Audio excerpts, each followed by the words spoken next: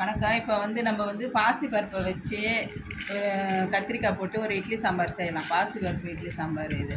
First பாசி பயிரை நல்லா எடுத்து நல்லா கழுவி வச்சு, சின்ன கிளாஸில் ஒரு கிளாஸ் பாசி பயிரை எடுத்து நல்லா கழுவிட்டு இதுமாரி குக்கரில் போட்டுக்கின்னு அப்புறம் கத்திரிக்காய், வெங்காயம், தக்காளி, பச்சை மிளகா எல்லாத்தையும் என்ன பண்ணணும், கழுவிட்டு அரிஞ்சு வச்சுருக்கிறேன் பாருங்கள். கத்திரிக்காய், வெங்காயம், தக்காளி, பச்சை மிளகா எல்லாத்தையும் இதில் போட்டு இது சட்டுன்னு செஞ்சிடலாம். போட்டுட்டு பெருங்காயத்தூள் நல்லா கொஞ்சம் அதிகமாகவே எடுத்துக்கலாம், வாசனையாக இருக்கும். அப்போ தான் பெருங்காயத்தூள் போட்டுக்குவோம். உரித்து வச்ச பூண்டு ஒரு 4 பல்லு போட்டுக்கணும். ஒரு பிஞ்ச் அளவு சீரகம் போட்டுக்கணும். அப்புறம் மஞ்சள் தூள் போட்டுட்டு